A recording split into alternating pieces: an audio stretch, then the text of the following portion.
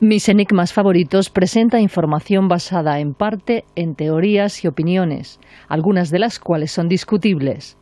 El propósito del programa no es dar por válida ninguna parte de la controversia, sino emplear los informes y pruebas dramáticas para ofrecer una respuesta posible, aunque no sea la única, a estos enigmas y misterios.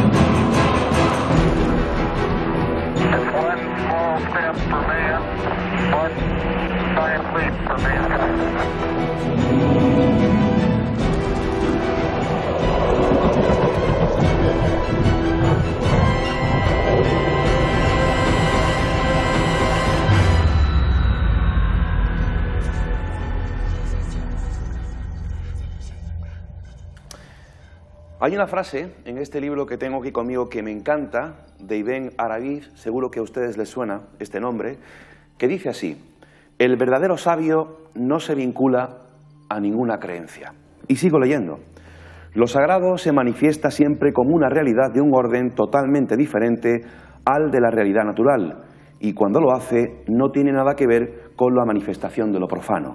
El hombre moderno que entra en esa esfera experimenta, según Mircea Eliade, cierto malestar y le cuesta trabajo aceptar que, para determinados seres humanos, lo sagrado pueda manifestarse en las piedras o los árboles.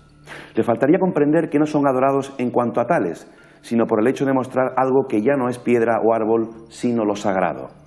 Al manifestarse lo sagrado, el objeto se convierte en otra cosa sin dejar de ser el mismo, pues continúa participando del entorno.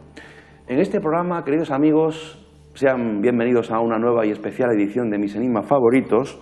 Vamos a hablar de lugares sagrados de Europa, la cultura de Oriente. Está con nosotros su autor. ¿Cuántas veces hemos hablado en este programa? Fíjense, la semana pasada hablábamos del Camino de Santiago, ¿no? Cómo todo ese camino está jalonado por lugares sagrados, lugares de poder. Europa, desde la prehistoria a la actualidad, está repleta de lugares sagrados.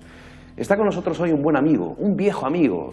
Ya hace algunas temporadas tuve la suerte y el privilegio de hacer un Mis enigmas favoritos en la ciudad condal, mi ciudad favorita, Barcelona. Y allí hablábamos de lo que él es un experto, además es guía de la Sagrada Familia, que él conoce a la perfección, su simbolismo, su heterodoxia. Hoy se encuentra con nosotros Bartolomé Bioque, escritor, conferenciante, guía, escritor, director y presentador de programas de televisión. Bueno, muchísimos años en estas lides de la investigación, la historia y el misterio.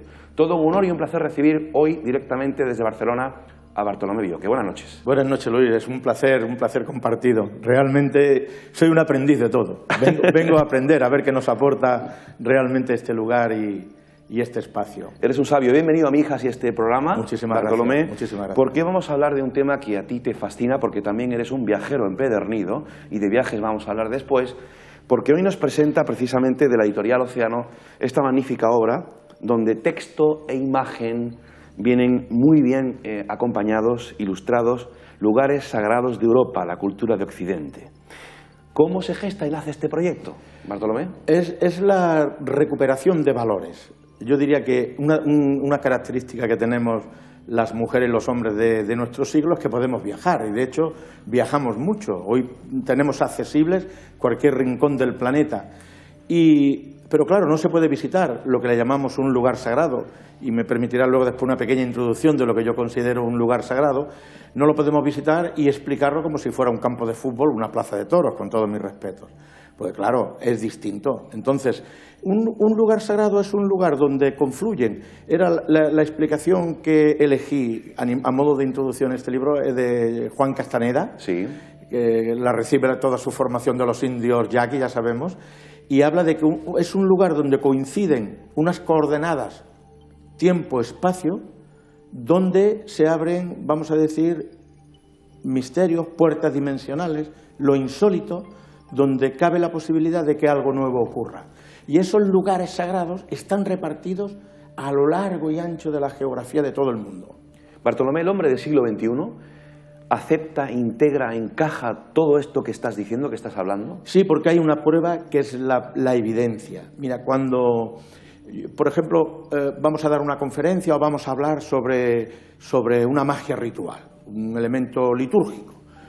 Nosotros sabemos que podemos hacer una invocación, o hay personas, ¿no?, con esa capacidad de hacer una determinada invocación y van a invocar a un arcángel.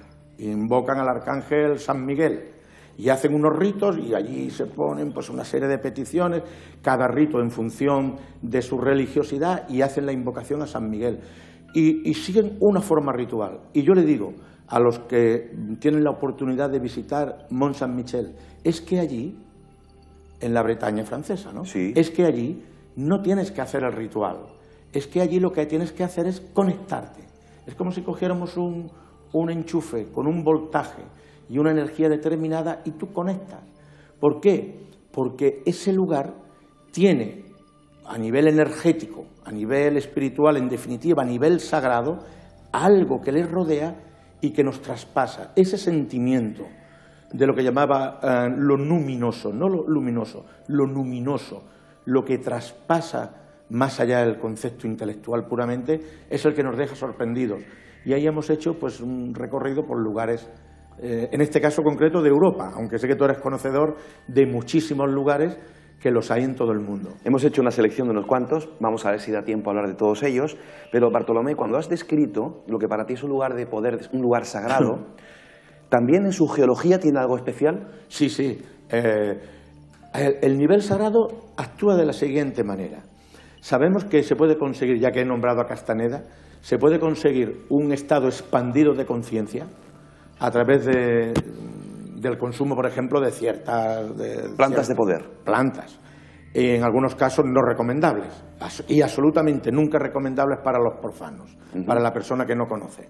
Pero es que cuando uno entra en conexión dentro de esos lugares sagrados, con el numen, con lo que es la energía, la conciencia se expande exactamente igual sin el uso de esos remedios. Entonces, por ejemplo, fue muy curioso en la Catedral de Chartres, en uno de los viajes que ¿Está seleccionado ese lugar? Ahí está, pues mira. Está seleccionado ese lugar, que luego hablaremos. No sabía, pero bueno, me encontré con que una de las personas que venía, pues había hecho un trabajo muy profundo, habían hecho un trabajo sobre las corrientes subterráneas que hay debajo de los laberintos y el altar de la Catedral de Chartres.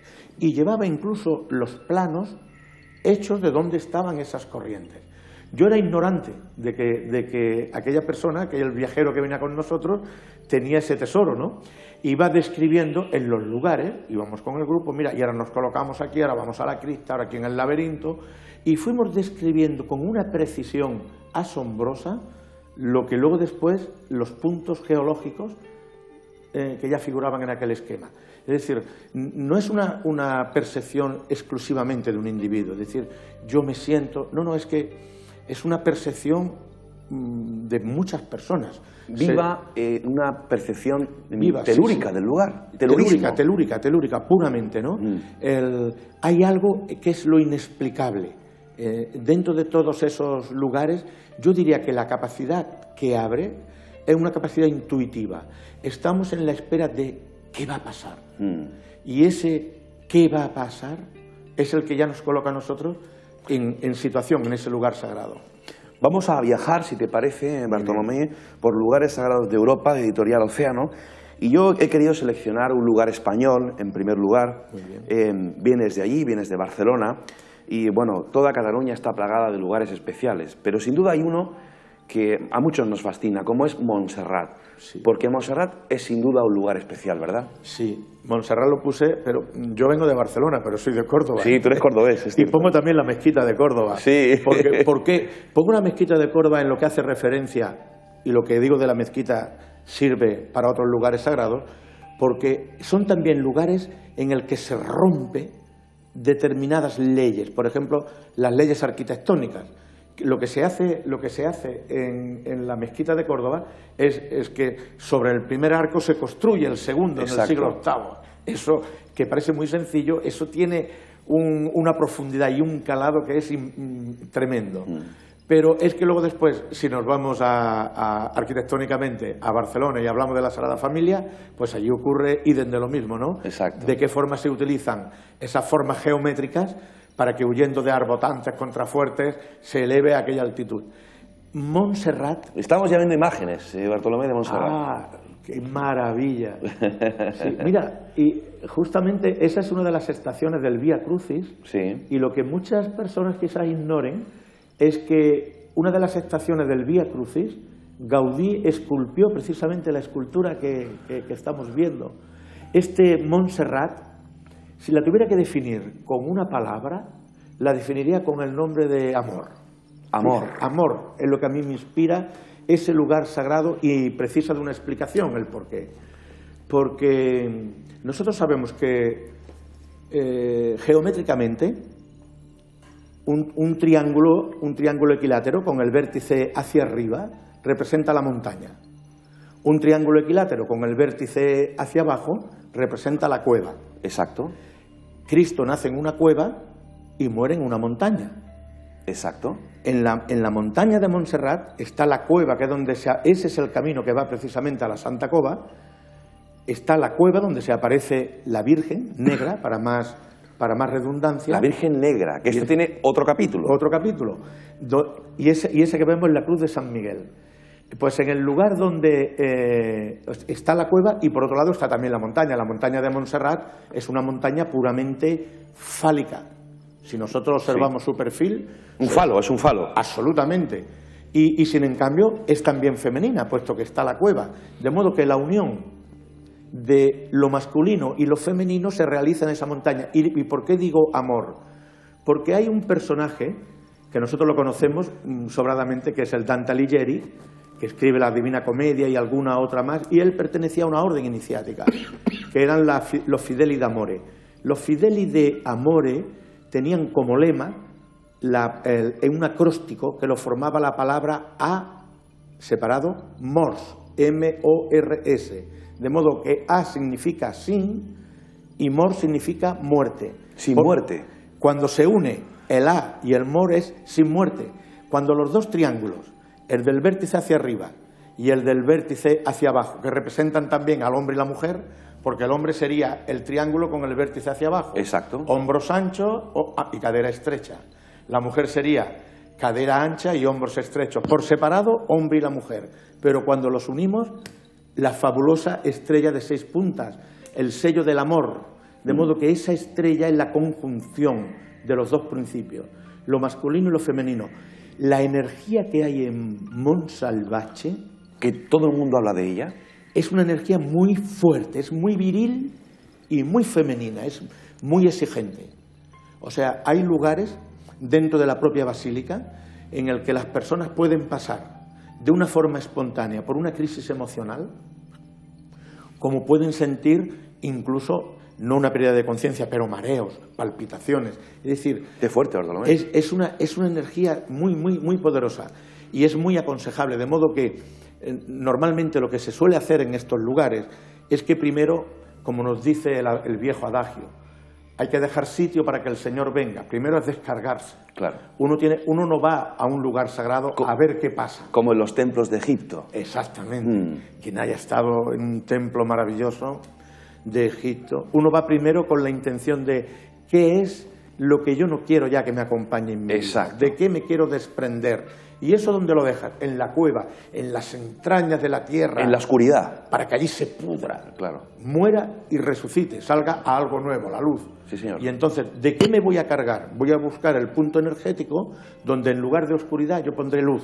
Donde había miedo yo pondré alegría, donde había tristeza, etcétera, etcétera. Que no deja de ser un proceso alquímico. Absolutamente. Y yo creo que además el simbolismo de la Virgen Negra es un proceso de transmutación. Si nosotros cogemos la obra alquímica y lo interpretamos a nivel de colores, sabemos que el negro es la obra en el primer nivel, representado o bien por el plomo, o bien por el cuervo, o bien por el color negro. La obra al primer nivel. En Montserrat coloca un autor, Wolfgang von Eschenbach, cuando nos habla de Parsifal, Oh, aquí abres el capítulo con una frase de él extraordinaria, Bartolomé. Los temples ser, es que... En medio del bosque se alza un monte que nadie puede encontrar a menos que sea guiado a él por ángeles. El monte defendido, el monte custodiado, Mont Salvage. Sobre él se cierne el Grial, sostenido por seres invisibles. Es, pues, Montserrat, el monte de la salvación. El monte de la salvación es algo realmente...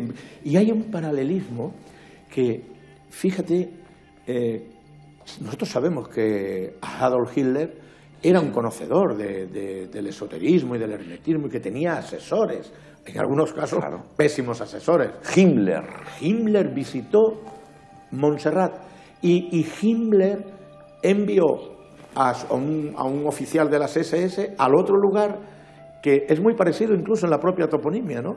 Como fue Montsegur, buscando en la búsqueda del Santo Grial. Yo tuve la oportunidad de conocer y no entrevistarlo, porque ya no estaba para entrevistas, pero sí de mantener un diálogo amistoso con el padre Ripoll, que fue la persona que recibió a Himmler en... ¿Hablaste con él? En Montserrat, sí, porque murió muy longevo, hará unos 4 o 5 años. Oye, ¿qué impresión te dio de aquel encuentro? El de una persona absolutamente lúcida, dueña de sus palabras, con lo cual quiere decir que si hay... Y si tenía algún secreto, él lo supo guardar, como buen benedictino que era. Sí.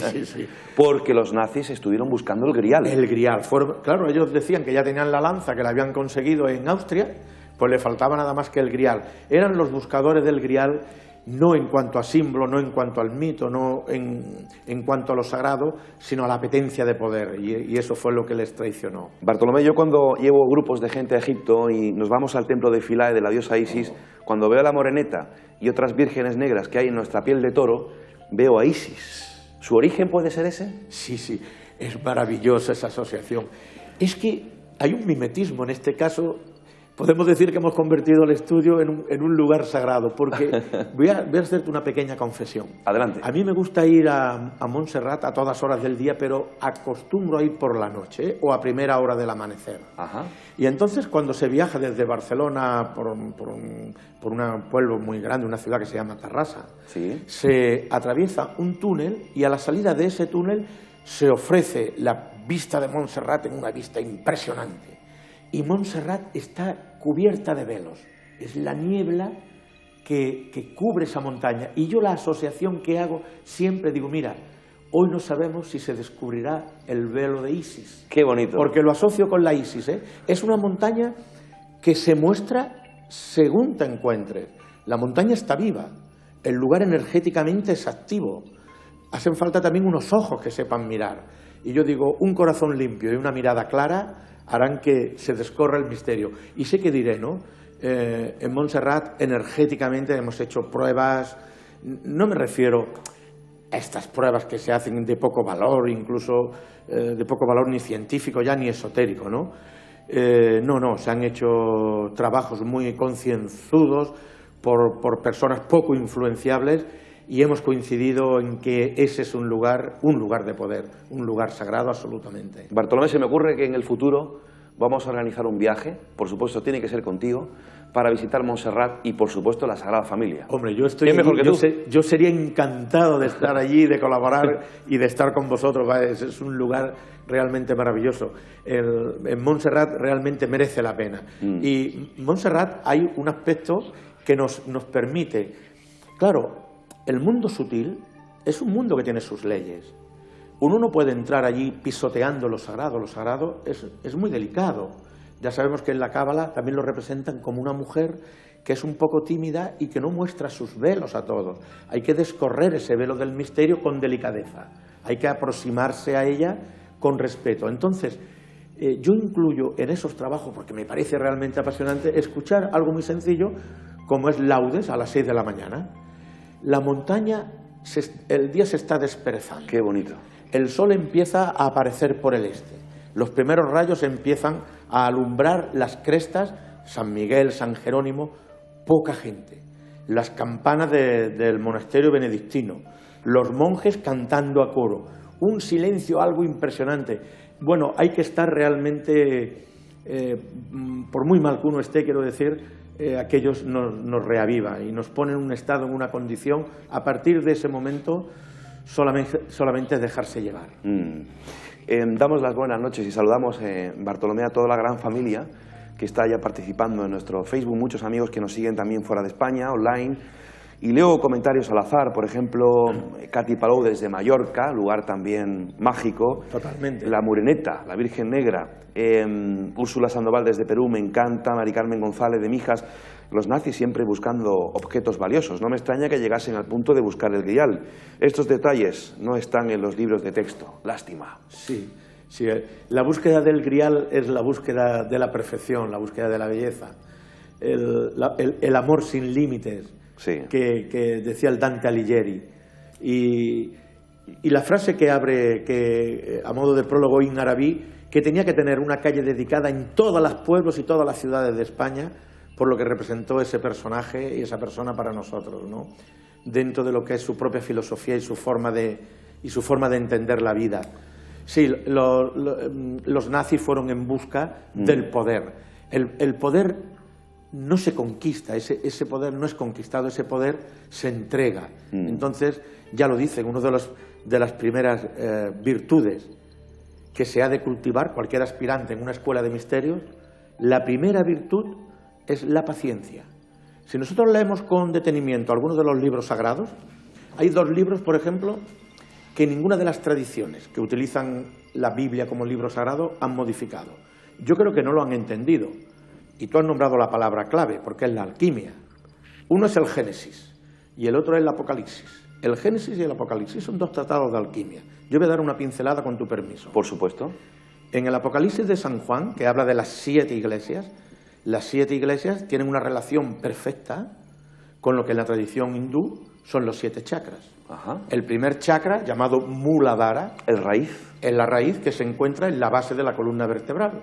Ahí se encuentra también un sefirot en la tradición judía cabalista, que es Yesod, que se relaciona con la sexualidad. O sea que tantrismo y sexualidad quedan unidos a través de ese chakra. Qué bueno. Pero leamos lo que dice, o recordemos lo que dice Juan en el Apocalipsis. Carta dirigida a los hermanos de la iglesia de Éfeso. Deberás de cultivar la paciencia.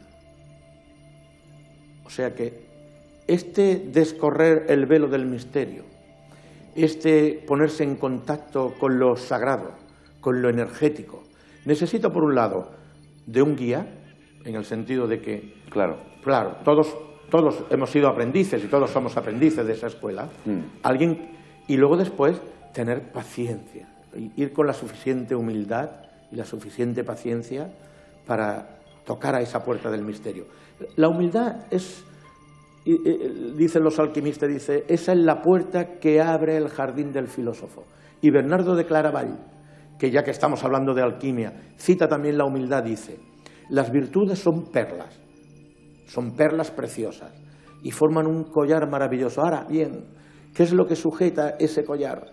Lo sujeta sencillamente un hilo de seda, muy humilde. Eso es la humildad. Cortas el hilo, las virtudes caen por tierra y todo se pierde. O sea que sin humildad no hay collar, no hay virtudes. Un viejo amigo, escritor, poeta y pintor hace muchos años, me escribió en árabe una frase que coloqué en la puerta de mi casa cuando uno entra. La frase en árabe dice así, es un dicho árabe: la paciencia es la llave de la solución. Justamente. Y es verdad. Sí, sí, sí. Yo la paciencia hago un 8, lo muestro a la cámara, pero no en sentido vertical, sino en sentido horizontal. Y aquí es como si fuera el fiel de una balanza, y en un platillo de esa balanza coloco el karma, lo que dicen los orientales, y en el otro el dharma. Tiene que haber equilibrio. El número 8 es el equilibrio. Tenemos que estar equilibrados entre luz y tinieblas, entre el principio activo y el principio negativo. Tiene que haber equilibrio. Y esa es la paciencia, muy fácil de recetar. Mi frase preferida en relación con la paciencia es la calma en la espera. Yo me la digo muchas veces, porque también todos somos impacientes, pero si uno lo recuerda y la tiene presente, hay que tener paciencia. Esos son lugares que invitan a eso, a la reflexión, a la paciencia, a la humildad. Vamos a adentrarnos ya en la segunda parte en otros lugares, pero para ultimar esta primera, ¿alguna última reflexión, Bartolomé, sobre Montserrat? ¿Alguna última anécdota, algún último apunte? Sí, la orden del temple, el templo al que nos estamos refiriendo es un templo interior. Claro. Montserrat tiene, cuando nosotros decimos los planos y las dimensiones, existe el Montserrat físico, dimensional, tremendamente vibracional, con una fuerza tremenda, pero existe también la correlación en sus planos a niveles más sutiles. Eso que explica von Hetchenbach cuando se refiere a Parsifal y a ese templo, he de decir que ese templo interno realmente existe. O sea que es posible, traspasando esa puerta dimensional, entrar en otro nivel conscientivo. Y entonces lo que ocurre allí ya es lo milagroso. Hacemos nuestra primera pausa, Bartolomé. Regresamos en un instante con más lugares sagrados de Europa. Hasta ahora, amigos.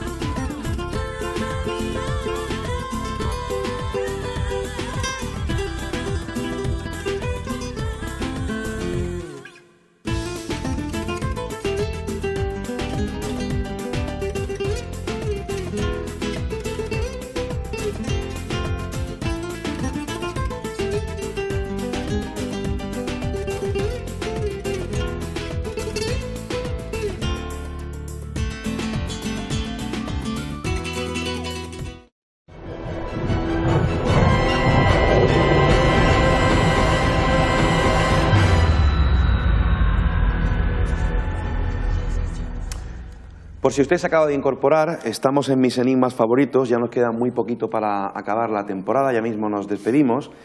Y hoy pues se encuentra con nosotros un viejo amigo, sabio, es guía, profesor, conferenciante, escritor, director de programas de radio, televisión, experto en sismolismo, viajero empedernido. Es un lujo tenerle de verdad hoy en el programa Bartolomé Bioque, que es cordobés, pero lleva mucho tiempo en Barcelona, en Cataluña. Hoy nos está presentando este extraordinario libro de la editorial Océano, Lugares Sagrados de Europa, la cultura de Occidente, Bartolomé Bioque. Fantástico libro donde imágenes y texto pues vienen muy bien acompañados y nos explican perfectamente, para los que viajamos mucho, todos estos lugares que están repartidos por Europa. Déjame compartir contigo, Bartolomé, dos opiniones que me han encantado. Bueno, una amiga nos está siguiendo desde Argentina. Dice, me encanta la forma en que se está analizando los símiles herméticos. Miriam Cristina Alves. Pero hay una amiga de Mijas que por segunda vez leo un comentario suyo que me parece una extraordinaria reflexión, ¿no? Dice, además va a estar próximamente también aquí en mis enigmas favoritos hablando de la Atlántida, que ya tú nos has dado hoy también la opinión. Dice, pienso que la impaciencia en los tiempos que corren viene en buena parte del avance de la tecnología. Si queremos información, la obtenemos de forma instantánea en Internet. Si queremos comunicarnos con alguien, tenemos el teléfono con sus 1000 inventos diabólicos. Esto hace que poco a poco se vaya perdiendo el encanto que tiene la espera. Pero la naturaleza y la vida transcurren al mismo ritmo. Somos nosotros los que aceleramos nuestro paso de forma absurda. Mari Carmen González. Qué verdad, ¿eh? Es una gran reflexión, ciertamente. Sí. Cuando le preguntaban a San Agustín qué era el tiempo, le decían, si me lo preguntas, lo sé. Si lo tengo que explicar, no puedo. Y la verdad es que quemamos las etapas. Nuestra civilización también es un signo que ha sido muy estudiado por antropólogos y por distintas disciplinas, en el que todo parece acelerarse cuando llegan cambios de ciclo. No digo finales de ciclo, sí, sino cambios, cuando energéticamente todo se mueve, todo. Yo diría, hay una frase que me gusta, ¿no? Estamos asistiendo a un alumbramiento, estamos en los dolores del parto. Sí. Yo creo que colectivamente la humanidad, en el momento que asumamos ciencia y conciencia, será un paso realmente maravilloso. Estoy de acuerdo, Bartolomé. Una ciencia sin conciencia no nos sirve. Toda la tecnología que no tenga al hombre como centro, como epicentro de ese desarrollo, no le vamos a dar un buen uso. Pero bienvenida sea esa sana impaciencia, si se puede decir así, en el sentido de que, claro, tenemos que vibrar con lo nuevo. No podemos oponernos a ese progreso. Voy a dar una fecha ahora, Bartolomé. 13 de mayo de 1917. Seguro que muchos amigos ya ávidos están diciendo, fecha lugar. Porque viajamos al país vecino, a la bella Portugal. Y en Portugal, Bartolomé, tenemos un sitio donde lo imposible, lo milagroso, lo misterioso ocurrió allí en esa fecha. Es que hay veces que dicen que es la elocuencia del silencio. Es que hay lugares sagrados donde no hay palabras. No todo inefable. Inefable. No se puede hablar. Estoy de acuerdo con esa definición. No se puede hablar. No todo. Nuestro lenguaje está estructurado para expresar conceptos. O sea, nuestro lenguaje de cualquier idioma expresamos conceptos. No podemos expresar el no concepto, el vacío, lo inefable. No se puede expresar. Estamos en presencia de lo sagrado. Entonces, claro, yo sé lo que ocurre cuando uno se encuentra ante esos fenómenos multitudinarios en el cual hay visiones colectivas y el hecho en la forma de presentación, lugares aislados, en cuevas o montañas, pastorcillos, generalmente personas de poca cultura, vamos a decir así. ¿De qué lugar estamos hablando, Bartolomé? Estamos hablando de Fátima, claro, el 13 de mayo, y del 17 estamos hablando del santuario de Fátima. Pero yo recuerdo, en una de las reflexiones, ya que citaste al inicio, ¿no?, el Camino de Santiago, hay un lugar que lamentablemente ahora no recuerdo, sé que está en pleno Camino de Santiago, en el que había un monje, que el pobre hombre, a fuerza de años y años, no era un monje, un sacerdote, que ya no creía realmente ni en la misa que realizaba. Él ya no creía absolutamente de nada, él se creía que aquello que estaba haciendo no tenía ningún sentido. Y, sin en cambio, el hombre seguía allí haciendo la misa. Y las personas que iban a acercarse al oficio sí que iban con la fe. Y entonces, en una de las ocasiones que aquel pobre sacerdote, incluso relata la crónica, algo bebido, estaba siendo la consagración del pan y el vino, la transubstanciación, se aparece, vamos a decir, el espíritu, que él no lo percibe, sino en cambio sí que fue percibido por las personas que estaban allí asistiendo a esa misa. Eso se llaman, dentro de, cuando hablamos a nivel metafísico, que el espíritu se manifiesta es opera operata, es decir, independiente del operador. Si el ser quiere manifestarse, si la energía sutil de un lugar, de un numen, de un gnomo, de una deidad, se quiere manifestar a través de una persona, independientemente de la creencia o la disponibilidad de aquella persona, si él decide manifestarse, se manifiesta. Aquella persona no deja de ser el vehículo de. Por tanto, cuando ocurre una manifestación de lo inefable, y esas personas dicen la fe del carbonero, sí, pero están en presencia de ese hecho, ¿cómo podemos nosotros desautorizar y decir eso no puede ocurrir, eso no es? No, Dios me libre, no estaría. Yo diría que ciertamente hay que tener abierta esa puerta y hay que abrir esa posibilidad. ¿Hasta qué punto, Bartolomé, estos lugares, en este caso Fátima, no son también retroalimentados por la energía de millones y millones de personas que acuden ahí todos los años? Oye, me parece una reflexión absolutamente acertada, en el sentido de, ahora vamos a considerar al hombre o a la mujer como si fuéramos una maquinita, somos un robot. A nivel energético, nada más. Nosotros recibimos distintos tipos de energía del sol, la energía del aire que respiramos, la de los alimentos que comemos, y también somos plantas energéticas que retransmitimos energía a la madre tierra. Así es. ¿Cómo? Pues básicamente a través de las palmas de las plantas de los pies.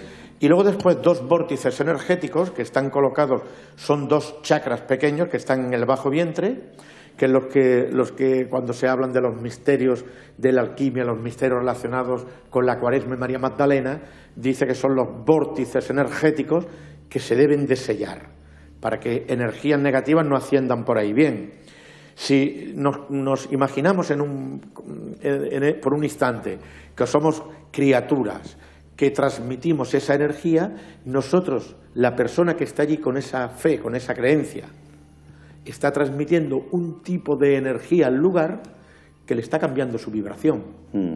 Entonces, ¿qué es lo que ocurre en ese lugar? Una vez que se abre la puerta del misterio, ¿quién controla?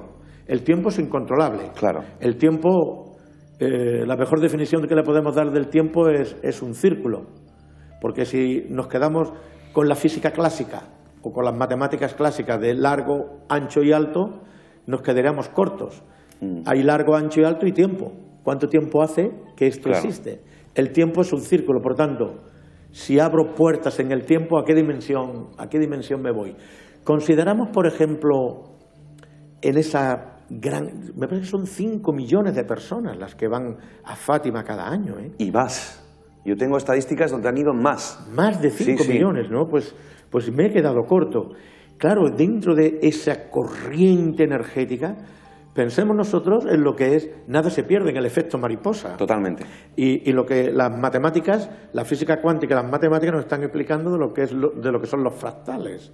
Por tanto, si nada se pierde, si esa serie de personas concitadas en el punto mueven esa vibración y ponen en marcha esa pila energética, estamos a la puerta de lo inefable. Te voy a hacer otra pregunta más profunda, más si cabe, siendo una reflexión personal, Bartolomé. Vamos a rizar un poco el rizo y vamos a pensar desde esa inteligencia que se está manifestando en ese lugar de poder, en ese lugar telúrico, sagrado.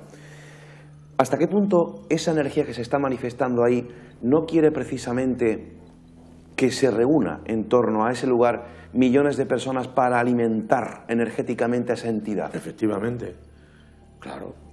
Es que... ¿Con qué propósito? Esos son los propósitos.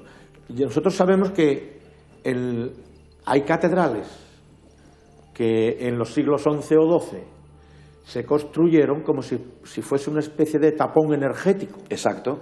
Porque decimos nosotros, y esta frase se repite muchas veces, tal como dice el Kybalión, tal como es arriba es abajo, y tal como es abajo es arriba. Exacto. Si nosotros estamos en un lugar de poder, pero ese lugar de poder no está polarizado, vamos a decir, en lo positivo, en la luz, en la parte activa de desarrollo, sino que está polarizado en lo negativo, se sabe que hay determinados emplazamientos, en algún caso incluso una catedral, en otros casos eran menires, en otras construcciones megalíticas, que a modo de aguja de acupuntura se colocaban sobre esos lugares. Si esa inteligencia, la inteligencia de la inteligencia, ¿no?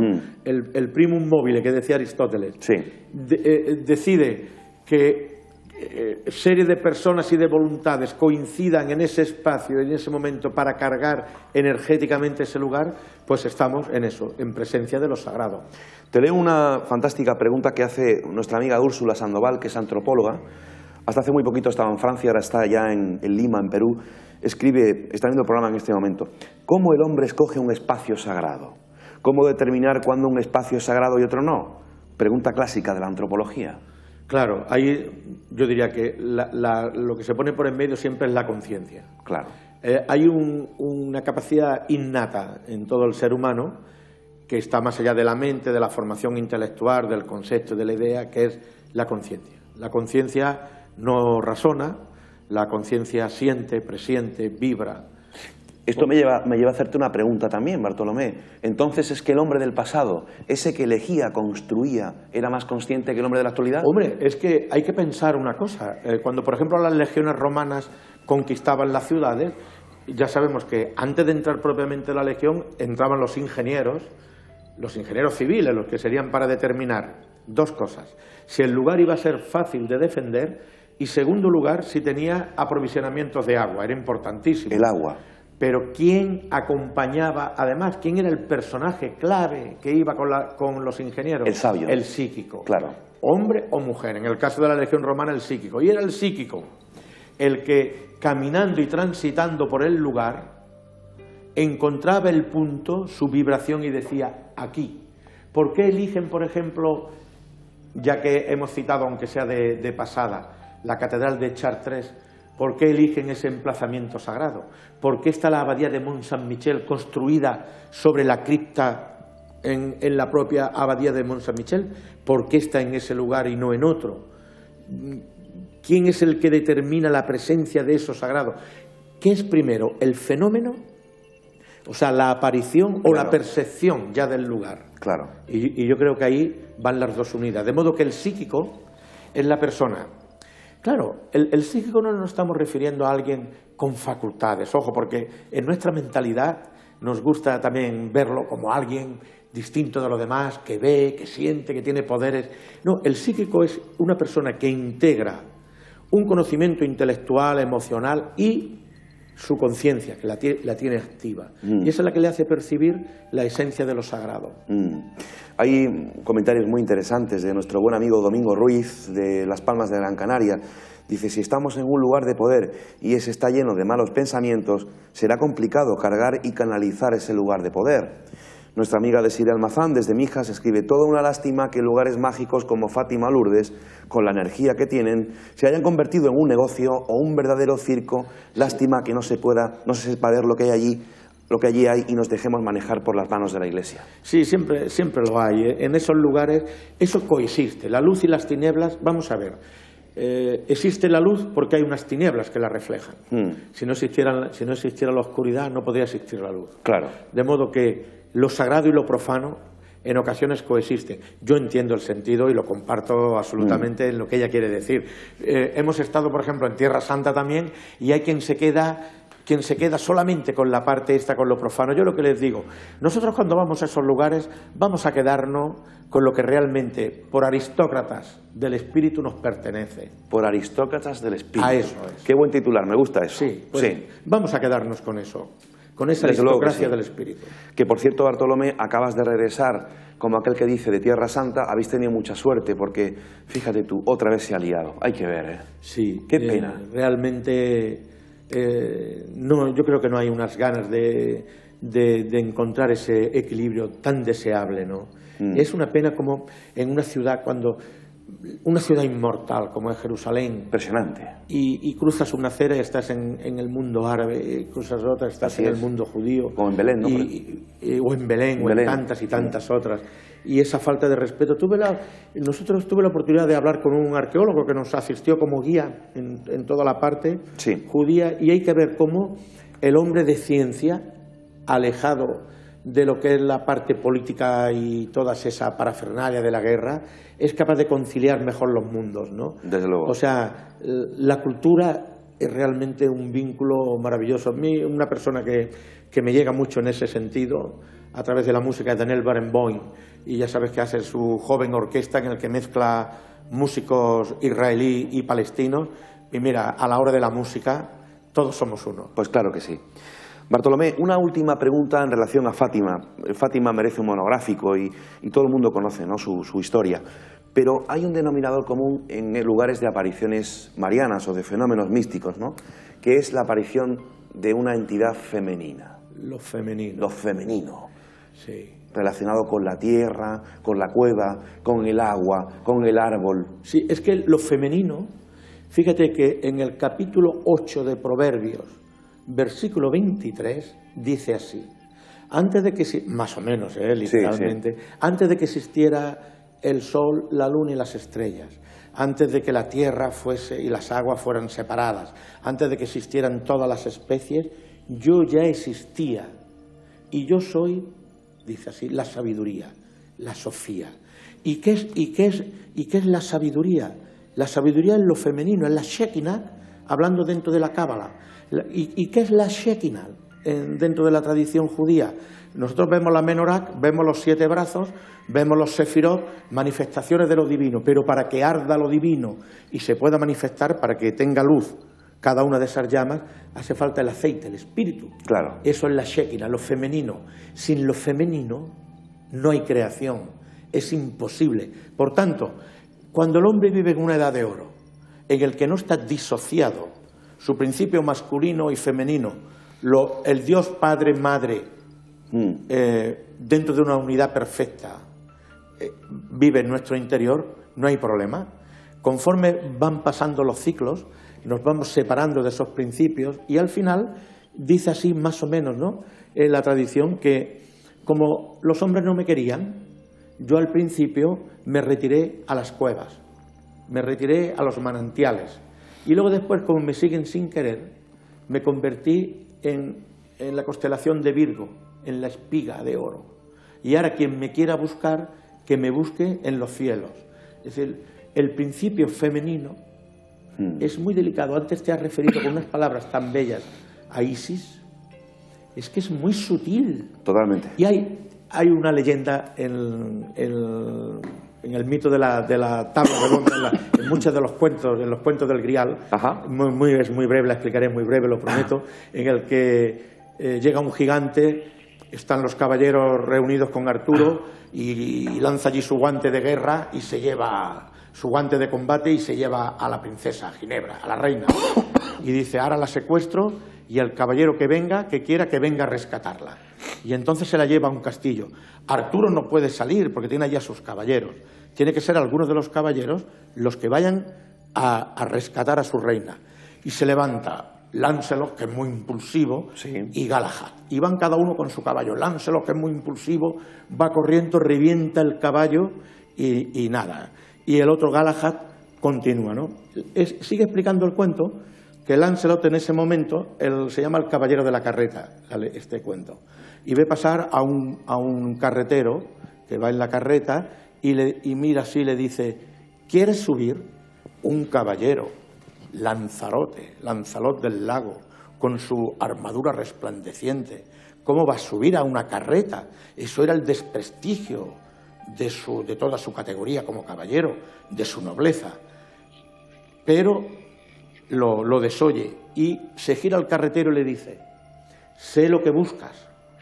Entonces Lancelot se sube y el caballero lo lleva hasta un puente que es muy peligroso, un puente que ha de cruzar a través de las espadas. Galahad ha intentado cruzarlo, pero casi se ahoga. Y Lanzarote, agarrándose a las espadas, se llena de tajos todo su cuerpo, cruza el puente peligroso y llega al castillo. El castillo se transforma. El ogro, que era aquel gigante, se convierte en un príncipe encantador y le dice, has superado la prueba, ven que te llevaré al aposento de la reina. Y cuando llega a ver a la reina se gira de espaldas y no lo mira. Y le dice el señor del castillo a la reina, ¿cómo es que no saludas a tu caballero, que ha sufrido tantos peligros, que casi pierde la vida por venir a rescatarte? Y le dice ella, porque durante 3 pasos él me negó. 3 pasos. Si nosotros nos separamos de lo femenino, como es tan sutil, pues igual estamos alejados de esa parte. Necesitamos encarnar lo que es ese principio de lo sutil, de lo delicadeza, de lo femenino y también lo viril, la voluntad, la fuerza, el valor. Pero ahí está la sutileza de la prueba. Qué interesante lo que acabas de contar y cuántas connotaciones tiene y cuánta profundidad, Bartolomé. Fíjate, Katy Palou desde Mallorca escribe, al fin y al cabo nuestro mundo, el único que nos vale, nace el día que nacemos y se esfuma el día que morimos. Creo que todo lo que acontece en nuestra vida, absolutamente todo, es único y exclusivo, personal e intransferible. Creo que la conexión es mucho más profunda, de espíritu a espíritu. Me encanta la bandera de los budistas, que canta que tenemos que ser como flores de loto, rodeados de barro, pero no contaminados por él. Y voy a aprovechar para introducir el siguiente lugar, alguien que acabas de mencionar, el caballero Galahad. El caballero Galahad dice la historia y la tradición que visitó nuestro país.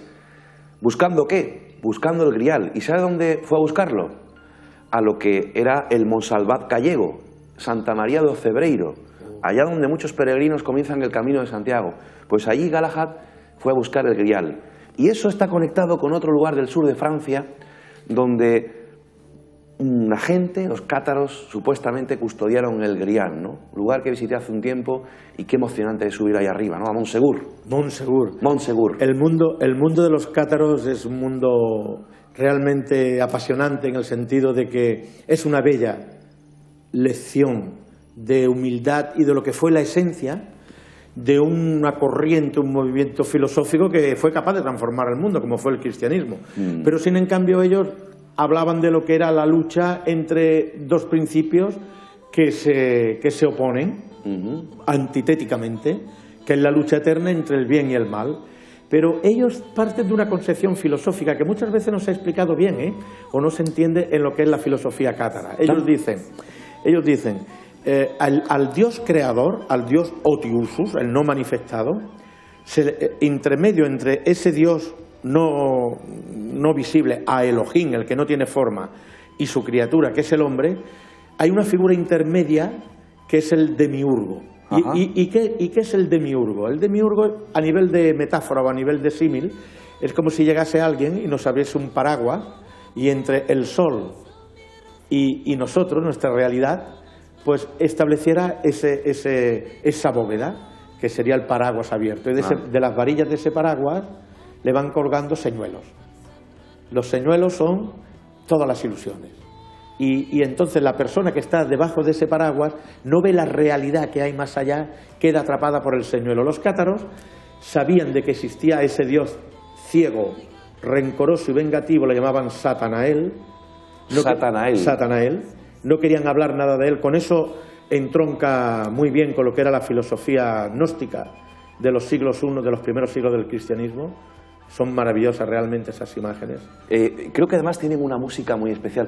Vamos a, durante unos segundos, a envolvernos con esta música y estas imágenes que nos trasladan a Montsegur.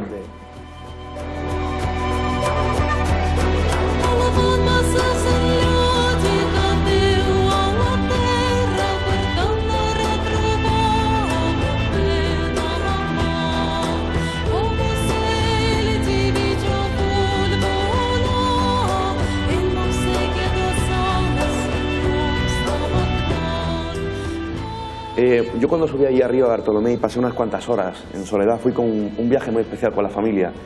Yo intentaba imaginar cómo esos 200 hombres buenos, esos cátaros, se lanzan por la ladera norte, por ese acantilado de la ladera, y se lanzan a las llamas, dicen que con una paz, un sosiego, con esa fe, ¿no?, que les embargaba, quizá custodiando, o quizá ya habían escondido, ¿no?, el grial. Ellos sabían muy bien lo que era el grial, esa música. Hay un castillo muy cerca de Montsegur, que es el castillo de Puiver, donde existe la sala de los músicos. Exacto. Nosotros estamos... Mira, ese es el castillo de Puiver, justamente. Estamos en presencia. Ese siglo XII fue apasionante. Hubo un personaje maravilloso que aglutina lo que es el movimiento de la feminidad de nuevo. Salen los cultos. La mujer no puede estar más tiempo desplazada de los altares, ni de los cultos, ni de todo el respeto que se le debía. Y sale un personaje que es Leonor de Aquitania, que dice, bueno, aquí el que quiera la dama tendrá que venir a conquistarla. Y dentro del universo del mundo cátaro, la mujer estaba exactamente al mismo nivel que el hombre. Eran perfectos o perfectas, podían dar el consolamento. Las famosas Esclaramunda de Foch, la Sibila, todos los personajes predicaban. Hay un pueblo que es Mirepoix, donde se encuentra, por un lado, Santo Domingo de Guzmán, el fundador de la Orden de los Dominicos, y la Esclaramunda. El Domingo de Guzmán, nadie va a su prédica a escucharlo. A la mujer se abarrota la iglesia. Él coge unos celos un tremendo contra ellos, de modo que pronuncia aquella frase que es terrible realmente, que dice, donde no llega la palabra de Dios, llegará una buena estaca. Y se va a Roma y consigue de Inocencio III que le conceda la bula que permite crear la Santa Inquisición y perseguir en una primera cruzada a sus propios hermanos de fe. O sea, la lucha de lo que fue, lo que representó Montsegur, es una lucha eterna entre lo que era el bien y el mal. Y Montsegur está representando, yo si lo tuviera que definir a una sola palabra, igual que dijimos amor en Montserrat, en Montsegur diría libertad. Es la libertad del espíritu, la libertad que no se puede quedar aprisionada. Entre el 16 de marzo del año 1214, creo que fue, quemaron en la hoguera más de 200 cátaros en el Prat de los Cremats, allí en Montsegur, pero con una particularidad. Algunos de ellos que pudieron haber jurado de la fe cátara, o incluso sencillamente no eran cátaros, eran defensores del castillo, haber salido del castillo y no ser pasto de las llamas, se convirtieron en cátaros para morir conjuntamente con ellos. Es impresionante el Poch de Montsegur. En Montsegur es un lugar sagrado. Y además es un centro astronómico de primer orden. Es que parece mentira, ¿no? Estamos hablando, de acuerdo, que Montsegur ha sufrido distintas reconstrucciones y que nuestros amigos los templarios intervienen también ahí en una reconstrucción y posteriormente han habido reconstrucciones. Pero justamente, fíjate que en los modernos yacimientos arqueológicos, se han incorporado a los equipos multidisciplinares la arqueoastronomía. Exacto. Hoy no se hace una investigación arqueológica, sea en Caral, en Sechín, en Cabo Verde, en ninguno de esos lugares, que no haya un especialista en el estudio astronómico, cómo eran los cielos, qué constelaciones había en aquella época, etcétera, etcétera. Tenemos que hacer nuestro segundo acto en el camino, obligatoriamente, porque se te ha bajado el micrófono, pero ahora te lo va a poner bien el compañero. Y seguimos viajando a través de lugares sagrados de Europa. ¿Te parece, Bartolomé? Me parece ¿Estás a gusto? Estoy en casa. Y estamos disfrutando hoy muchísimo contigo. Volvemos enseguida, en unos minutos. Hasta ahora, amigos.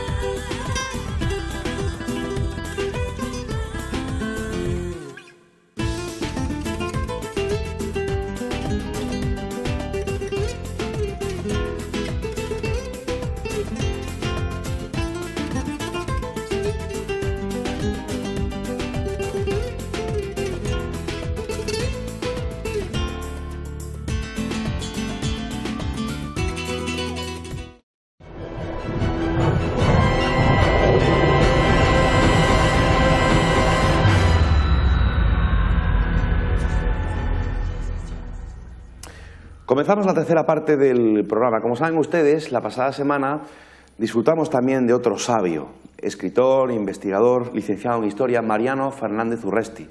Nos venía de una tierra mágica también, Cantabria, de donde es nuestro amigo Echevarría, sí, que nos ha invitado muchas veces a las jornadas de Colindres. Hemos compartido esos lugares también. Pues le hemos preguntado a Mariano Fernández Urresti qué lugar sagrado de Europa elegiría. Vamos a escuchar cuál nos dijo. Bueno, habría que acotar el término sagrado porque hay quien ha hecho bandera de lo sagrado para una única religión y por tanto yo creo que hay que globalizar más o ampliar más ese concepto. De modo que tal vez voy a barrer para mi casa y voy a considerar como un lugar sagrado las cuevas de Altamira, considerando que ese no es solamente un lugar de habitación, no es un lugar de hábitat del hombre paleolítico, sino que también era un lugar donde el chamán ponía en contacto, hacía de pontífice y unía un mundo, el real, el cotidiano, con otro trascendente y lo hacía a través de las pinturas, ¿no? Que eran una representación que permitía que el hombre se comunicara con aquellos dioses. Ese es un lugar, como tantos otros prehistóricos, pero elijo ese porque vivo en Santillana del Mar, a un paso de las cuevas de Altamira, para mí uno de los lugares sagrados más importantes de Europa. Sí, señor. Sí, señor. Y además se ha remontado a la prehistoria, ¿no? Sí, sí, al hombre del neolítico, del paleolítico. Los bosques sagrados, ¿no? El espacio sagrado, se sacraliza el espacio. Cuando el hombre no había perdido su capacidad de percepción, sus facultades innatas estaban desarrolladas, conectaba con todos los seres fantásticos, lo que le llamamos las hadas, las ondinas y nereidas del agua, los gnomos de la tierra, los silfos y sílfides del aire, con las salamandras del fuego. Toda la naturaleza era un libro vivo que se le entregaba al mago. Entonces, en las cuevas de Altamira, el ritual chamánico, la primera religión chamánica, el primer templo al aire libre, los bosques, las cuevas, las montañas, todo ello sacralizado. Pues él no hacía otra cosa que lo que se llama la magia simpática. Si yo dibujo en una cueva un ritual de caza, voy a hacer que lo similar atraiga a lo similar, por tanto voy a hacer que lo que he dibujado en la piedra ocurra luego después en la realidad y aquello que yo he dibujado ocurrirá. Europa está llena de esos lugares. Uno de los espacios sagrados, en España tenemos muchísimos, dentro del propio Camino de Santiago, que me ha gustado mucho. Nos hemos quedado aquí solamente en la entradilla, en lo que es el Camino de las Estrellas. Sí. Santiago, cada uno de los 12 apóstoles, igual que los 12 caballeros de la tabla redonda, representan una parte autónoma e independiente del ser de cada individuo. Santiago sería el alquimista dentro de nosotros. Exacto. Y que el patrón de la obra es Santiago, la vieira que no es otra cosa que el pilar o la concha, y el bastón de peregrino, que es lo masculino, falo y concha, están unidas en el camino de las estrellas. O sea, es realmente un canto a la alquimia. Curiosamente, ese camino, que es un camino de peregrinaje, pasa por lugares altamente energetizados, donde vamos a encontrar santuarios de la época del Paleolítico, del Neolítico, incluso vamos a saber si no son de épocas anteriores. Bartolomé, escribes en tu libro, en la introducción, dice: el culto a las piedras y los árboles se mantuvo entre los celtocristianos, a pesar de que Carlomagno publicó varios edictos para condenar esos rituales poco ortodoxos. Claro, hasta que el hombre, Luis, hasta que el hombre no comprenda que las piedras tienen alma, no evolucionaremos. Repite esto, por favor. Hasta que el hombre no comprenda que las piedras tienen alma, no evolucionamos. Si nosotros cogemos dos piedras y las chiscamos una con otra, salta el fuego. El fuego es el foat, por tanto ahí está la vida. Cada elemento, mineral, vegetal, animal, es el vehículo donde lo luminoso, lo sagrado se manifiesta. Qué bueno, y eso puede ser un bosque, un lago, un manantial. ¿Dónde encuentras tú un lugar sagrado? Donde tú lo sacralizas. Claro. Si resulta que vamos aquí a cualquiera de los parajes cercanos a este lugar, que debe de haber infinidad de ellos, y ese lugar tú lo sacralizas en el sentido de que eres capaz de percibirlo desde esa otra perspectiva, desde esa dimensión, estás en presencia de lo sagrado. O sea, lo sagrado no es que necesite recibir el sello de la autenticidad. El sello de la autenticidad se lo pone la persona. Es la respuesta, ¿no?, a lo que comentaba nuestra querida la persona con tertulia, que nos ha dicho: ¿quién nos dice lo que es lo sagrado? Úrsula. Sí. Pues ahí está lo sagrado, cuando tú le has puesto esa parte, que es la esencia. Bartolomé, en el intermedio ha venido una amiga, compañera de este programa, a saludarnos. Sí. Es nuestra compañera Diana Calvo, periodista y reportera. Una vez más ha estado en la calle haciendo una encuesta. Nos ha dicho que le ha costado trabajo, porque claro, hay temas y temas, ¿no? Y ha preguntado, bueno, ¿qué lugar de Europa, qué monumento de Europa elegirías y por qué, ¿no? Vamos a escuchar la encuesta que ha realizado nuestra compañera Diana Calvo. Hoy me dirijo a esos ciudadanos del mundo, esos viajeros curiosos, incansables. Cuéntenme, ¿cuál es su rincón favorito de Europa? La Catedral de Santiago de Compostela, claro, yo estuve trabajando allí 100 piezas acá en Santiago de Compostela. Yo he estado viviendo mucho tiempo en París, entonces como monumento, el monumento para mí más feo que existe es la Tour Eiffel, pero es interesante por la vista cuando uno está arriba del todo, entonces preferido es ese, que es el más feo. Allí donde hacen el camino, cuando sale a ver, y eso que sale allí, cuando hace el camino que salta por enfrente, y bueno, en el camino no estuve yo, pero que está muy bonito. La Torre Eiffel. ¿Sí? Para mí la Torre Eiffel. La Alhambra me gustó mucho. La Alhambra. La Alhambra. La Alhambra. Sí. Porque encontré precioso el lugar, el monumento, todo. Las flores, todo muy bonito. Tiene una magia especial, ¿no? Granada muy bonito. Sí. Simplemente me gusta. Tiene una magia especial, ¿no? Sí, podría decirse que sí. Hombre, por supuesto la Alcazaba de mi tierra. La Alhambra me encanta también, pero me quedo con mi tierra. ¿Cuál es tu tierra? Málaga. Pues el que más me gusta es la Torre Eiffel y el Coliseum romano. No, porque aparte de que es muy bonita, es preciosa y se respira Málaga allí, porque, bueno, tu tierra tira siempre, ¿no? La cultura, el hecho de que es una parte de nuestra historia, de nuestra vida, ¿no? Gracias, Diana, y gracias a todas esas personas que amablemente han respondido a sus preguntas. Es curioso porque, por la cercanía geográfica, lógicamente, pero es mencionada constantemente la Alhambra de Granada, que se disputa anualmente muchas veces el ranking de mayor... ¿Cuál es el monumento? Si la Sagrada Familia o la Alhambra, ¿no? La magia del agua, la magia andalusí, ¿no? Sí, los conocimientos de aquella época. La Alhambra a mí me encanta realmente, es algo espléndido.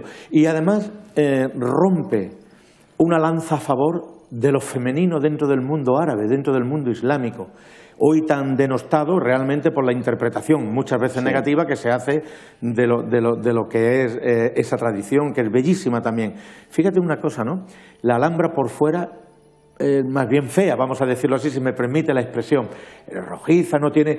Vista desde fuera bueno, pues no se aprecia realmente todo lo que es la belleza interior, así lo que es el simbolismo de la mujer dentro de esa tradición, la cultura árabe. Bueno. O sea, la belleza está dentro de uno. Sí, pero hay formas de expresarlo, por ejemplo, En las catedrales góticas, el arte cristiano lo expresa de una manera. Sí. Observemos un vitral. Y si hay una catedral por antonomasia. León, por ejemplo. León. Si nosotros vamos alrededor de la catedral de León y nosotros vemos sus vitrales, por fuera ¿qué vemos? No vemos nada. Exacto. Cuando entramos dentro de la catedral se percibe toda la belleza del color. Por tanto, yo le digo a los vitrales que son las ventanas del alma. Y esa ventana, que es ese destello de luz, solamente es perceptible desde tu interior. Luego Dios está dentro de ti. En la Alhambra de Granada, la percepción de la belleza, las flores, el murmullo de las fuentes, es el símbolo de la mujer. La mujer representa al jardín. Dentro de la Alhambra ese jardín es el símbolo de la belleza y es lo femenino, y por tanto lo más bello está escondido. La belleza es interna, no es externa. Eso es lo que me quería referir. Por tanto, la belleza de la Alhambra es recatada, es interior, es muy sutil. Te voy a decir una cosa, Bartolomé. Yo he pasado algunas tardes, al atardecer, desde el mirador de San Nicolás, del Albaicín, viendo esa Alhambra, con esos colores, ese es el sol poniéndose, eso es extraordinario. Es impresionante. De verdad que sí, de verdad que sí. Sí, realmente. Yo digo, cuando presencio una situación así, digo, algo bueno habré hecho en la vida para merecer esto, porque realmente ese espectáculo es increíble. Oye, por cierto, Bartolomé, hoy se ha dado la noticia en los grandes medios de comunicación que se había estrenado la Puerta del Nacimiento de la Sagrada Familia. ¿Hoy ha sido? Sí, dentro de la fachada del Nacimiento, o sea, la Sagrada Familia tiene tres fachadas. La fachada del Nacimiento, la fachada de la Pasión, que da al otro lado, y la fachada de la Gloria, que es la que se está trabajando y que es la que está por construir. Y a su vez, cada una de las fachadas tiene 3 puertas de entrada. Pues bien, la más antigua, que es la del Nacimiento, esas 3 puertas de entrada se han construido, una de ellas, que es la puerta le llaman de la caridad, han dicho los medios. Yo no estoy de acuerdo con la percepción de la caridad, porque dicen las 3 virtudes es fe, esperanza y caridad. No, es fe, esperanza y amor, porque está justamente en mitad del crucero y une la fachada del Nacimiento, que sería la cueva que nos referíamos al principio. Ahí está representado el niño que nace en la cueva, con la otra fachada, que es la a poniente, que es la de la muerte, que es la cruz, la muerte de cruz, que es la montaña, y en medio está justamente ese crucero. Y ese concurso lo ganó Esuro Soto, que es, sabes que es el escultor japonés, que ahora es bautizado, Miguel Ángel Lucas, es su nombre de bautizado, que es uno de las personas que llevan adelante el proceso de beatificación de Gaudí. Me alegro muchísimo por él de que ganó ese concurso, es una puerta en bronce. Me alegro por él porque es un trabajador incansable y una persona asequible, un trato exquisito.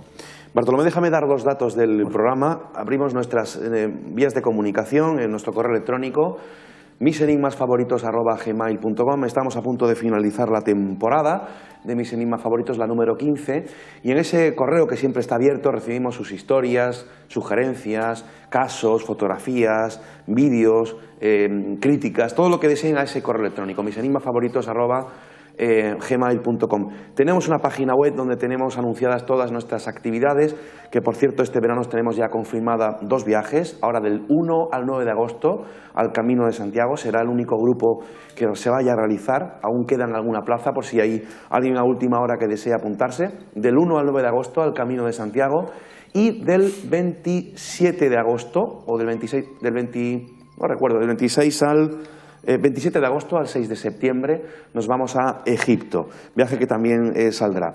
Toda la información está en nuestra página web y que hay que apuntarse ya para reservar las plazas de avión, es muy importante. Dicho esto, también vamos a dar nuestro teléfono, porque estamos en directo, y a ver si alguna persona pues desea contactar telefónicamente y hacer alguna pregunta. Es 952 58 1010, es el teléfono que están viendo ustedes en pantalla. Bartolomé vio que es un viajero incansable, lo decía anteriormente, y bueno, pues también organiza viajes, acompaña a grupos.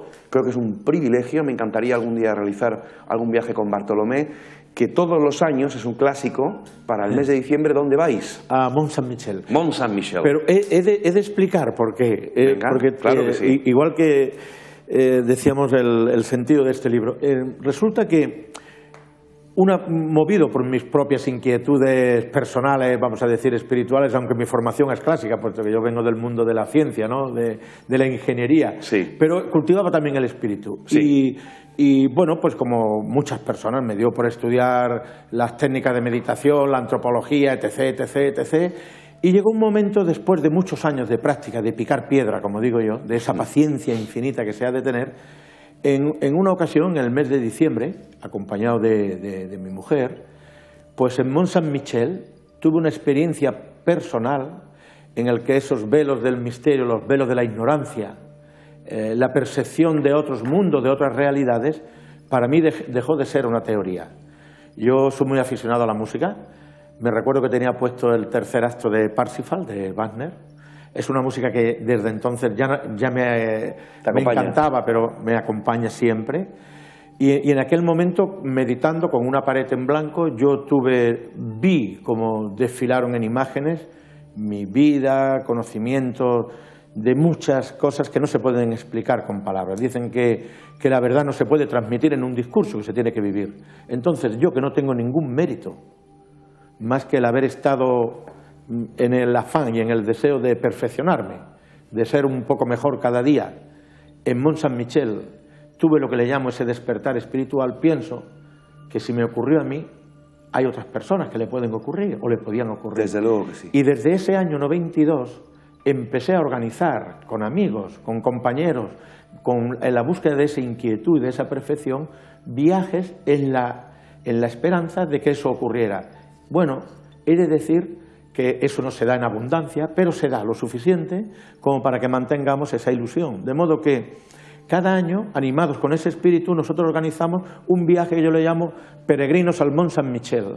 Y allí en los bosques de Broceliandia, en el bosque de Merlín, en la abadía, hacemos nuestras prácticas, nuestros trabajos, esperando siempre esa generosidad de lo divino y que se abra esas puertas, ¿no? Mont Saint-Michel fue uno de mis primeros destinos internacionales. Me quedé fascinado con toda la Bretaña francesa y con el Mont Saint-Michel, que me encantó, me fascinó, me enamoró. Es increíble, es que allí Mont Saint-Michel es luz, luces, la luz tiene diversas jerarquías. Si tuviéramos, cuando se habla muchas veces a nivel de ángeles y arcángeles, yo no entiendo. Ángeles, arcángeles, coros, serafines. Es capacidad de vibración, pureza de luz cada vez, luz a distintos niveles, la jerarquía de luces, un arco iris de luz establecido como puente en Mont Saint-Michel. Si eso coincide con la subida de la marea, coincide con un estado en el que la persona se pone porque va en ese lugar y va dispuesto a sentir. Si visitamos las criptas del siglo VI y el siglo VII, donde no se oye más que el sonido de tu propio silencio y te pones en comunicación con lo divino, estás posibilitando que lo sagrado se manifieste. Absolutamente. Entonces esa oportunidad yo creo que merece la pena. En Santiago ese es otro lugar. Sí. O sea, realmente muchas veces Montserrat, que hemos citado, y tantos otros lugares que seguramente los tendremos en nuestra cercanía, pero uno habla de lo que conoce, de la experiencia que tú has tenido. Tú has nombrado Filé, el templo de Filé, hombre, y Tel Amarna. Es que Egipto, hablas con una persona, hablas Egipto, y automáticamente pones los ojos y mira para arriba, oh, Egipto, todo se nos queda la misma expresión. ¿Por qué? Pues porque eso que le llamaba Robert Sheldrake, esas cintas teleoginoras, nuestro propio subconsciente ligado a los centros. Lo atávico. Lo atávico. Y lo que quiero decir es otra cosa más. Hay templos abiertos, o sea, es que hay templos abiertos en la tierra, no son lugares donde pasó la civilización o pasó el druidismo o pasó el celtocristianismo o pasó una distinta tradición y luego se extinguió como si fuera un fuego fatuo. No pensemos eso. Hay puertas dimensionales abiertas en muchos de esos lugares, ciertamente las hay, y eso es algo que se tiene que estar allí y percibirlo. Es una de las ventajas que nos da la civilización, la velocidad, el tiempo que vivimos, ¿no? Desde luego. Pues aprovechemos. Bartolomé, hay un correo electrónico que nos ha llegado del amigo Gabriel Magdaleno. Saludos, excelente el programa del de hoy. Saludos desde Valencia, Venezuela, nos están viendo desde allí. Esos lugares de poder que tanto nos atraen me hacen soñar y mantener la esperanza de realizar ese viaje iniciático en el Camino de Santiago, aunque algunas veces me parece haberlo transitado en sueños. Claro que sí, el camino de las estrellas. El camino de las estrellas. Pero ese camino es tan importante, es una vía sacra. Sí. Hacer ese recorrido es darnos la posibilidad a nosotros de que algo ocurra. O sea, uno va allí, bueno, vamos a ver qué va a ocurrir, porque es que algo va a ocurrir. Bueno, pues mira, es una de las perspectivas del camino. Nos quedan 5 minutos para terminar el programa, Bartolomé, pero me gustaría que viéramos algunas imágenes de otro lugar fascinante que ya se ha nombrado varias veces en el programa. Habíamos preparado lugares como Canterbury, Stonehenge, Glastonbury, siguiendo esa línea también de peregrinación que nos lleva directamente a Cornualles, la costa atlántica, otro Finisterre atlántico en Gran Bretaña, pero no va a dar tiempo. Pero me quiero centrar en Chartres en estos 4 o 5 últimos minutos. Vamos a ver imágenes de la catedral de Chartres, de ese laberinto. Vaya lugar también, Bartolomé. Chartres tiene los 3 elementos claves de la tradición, que es cripta, laberinto y el altar. La cripta de Chartres es un lugar ciertamente único, donde estaba el pozo del Carnuto, donde el druida que se movía por toda esa región de la Bretaña realizaba sus propias curaciones. Es un lugar tan energetizado que sus aguas eran sanadoras, aparte del conocimiento que tenía de las plantas. En esa cripta se adoraba a una virgen que en una época de ignorancia, como fue la Revolución Francesa, se perdió su imagen, que era una virgen embarazada, Virgo Pariture, la virgen que va a dar a luz. Ajá. De modo que en la cripta, que es el interior, se adora a una virgen negra que está preñada porque va a dar a la luz. O sea, el símbolo más claro de la diosa Isis, Cibeles, Rea, Adonía, Insoberta, distintos nombres. Cuando vamos a la planta, pensemos que son 2000 y pico de metros cuadrados de vitrales. Los vitrales de la Catedral de Chartres, si hay algo que define a la Catedral de Chartres, es esto: luz. Luz transmutada a unos niveles increíbles. La belleza de la luz solamente se permite ver desde el interior. Por tanto, si tú buscas a Dios dentro de ti, fuera de ti, no lo encontrarás. Claro. Lo encontrarás dentro de ti. Desde dentro de ti, esos vitrales que son los chakras, las ventanas del alma, te permiten asistir a ese desfile. Es un canto de la alquimia. Los 3 portales, la puerta real, el portal del norte, el portal del sur, son realmente cantos alquímicos, están representados ahí. Desde el Antiguo Testamento, Melquisedec, Abraham, todo el simbolismo de la obra alquímica, a lo que es luego después la transmutación de los colores. Y en ese rosetón, ahí aparece la reliquia de la Virgen con el famoso azul de Chartres. Y no te puedes olvidar del laberinto. Sí, yo le voy a pedir a nuestro realizador José Trujillo que adelante un poco las imágenes y que localice, por favor, ese laberinto en el suelo. Ese laberinto en el suelo, porque, bueno, ¿cuánta gente recorre ese laberinto todos los días? Bueno, recuerdo amigos, Bartolomé, que han ido en días de solsticio, por ejemplo, 21 de junio, nuestro buen amigo Enrique de Vicente, Alberto Luis Fernández, entre otros, el doctor Miguel Ángel Pertierra, que fueron ese día a celebrar el solsticio. Curioso también la asociación entre los solsticios, equinoccios con lugares también, catedrales, etcétera, ¿no? A recorrer ese laberinto. El laberinto es el propio camino, el Claro. camino de Santiago. El laberinto es uno mismo. Interior. Es tú propiamente. El obispo Ivo de Chartres, que fue el que codificó los decretales romanos, jugaba descalzo a los niños, jugaba con los niños, hacía un juego que era una danza como la danza de la oca, y hacía un juego sobre el laberinto. Cuando llegaban al centro del laberinto, la mente se había calmado por completo. Eso es lo que se llama dentro del budismo la mente quieta, o dentro del taoísmo el silencio interior, el mo chao. Claro. Cuando la mente está quieta, cuando no está reaccionando con la lucha de los opuestos y se queda en silencio, se experimenta eso que se llama un sanyasin o el éxtasis, se percibe la realidad de otras dimensiones. Hay una técnica para salir siempre del laberinto. Ese laberinto se tiene que discurrir hasta llegar al centro. Es la lucha del ser contra el no ser de la filosofía. Teseo y la lucha contra el Minotauro no es otra cosa que la lucha de uno mismo contra sus propios defectos. Domingo Ruiz escribe: el laberinto es nuestro propio interior, ese es el verdadero camino. Ese es. El camino es un camino interior, evidentemente. El peregrino que llegaba a Chartres eso lo sabía. Hay laberintos también en Bayeux, en la catedral de Bayeux, muy pequeño. Hay laberintos en Glastonbury, en la colina de Thor. Hay laberinto en el juego de la Oca. Hay laberinto en el juego de la Oca. Hay laberintos expresados, aunque sea a nivel pequeño, en la fachada de la Pasión de la Sagrada Familia. En eso estamos, en superar la prueba del laberinto. Sechina escribe: magnífico e imperdible programa, excelente el invitado para cuando la segunda parte. Ojalá se dé una nueva temporada y ojalá vuelvas aquí, Bartolomé, porque tu sabiduría es infinita. Para mí sería un honor compartir este espacio. Ha sido un placer realmente. Muchas gracias. Nos vemos este año en la ciudad condal. Allí esperamos. En el Magic. Allí le daremos vida también a ese Magic. Hoy ha estado con nosotros el escritor, investigador, maestro en muchas lides del misterio, Bartolomé Bioque. Nos ha presentado su libro Lugares Sagrados de Europa, la cultura de Occidente, de la editorial Océano. Yo creo que es un libro que también tiene que estar en la biblioteca del buscador, del curioso y del viajero, donde imágenes y palabras se dan la mano y invita a hacer un viaje a estos lugares sagrados y de poder. Bartolomé, un placer. Igualmente, Luis. Un abrazo muy fuerte y hasta la próxima. Muchísimas gracias. He disfrutado muchísimo. Yo también, Bartolomé, yo también. Y seguro que nuestros amigos también. Un abrazo muy fuerte de todo el equipo que hace posible mis enigmas favoritos. Nos vemos la semana que viene, penúltimo programa. Será una tertulia con nuestros colaboradores habituales donde hablaremos de parapsicología, misterios, ciencia de vanguardia, medicina, avances en la ciencia, todo un pupurrí de noticias que estoy seguro hará las delicias de todos los amigos de mis enigmas favoritos. Nos queda eso, nos quedan 2 programas y el último será sobre la Atlántida. Nos vemos la semana que viene. Sean felices. Buenas noches, amigos.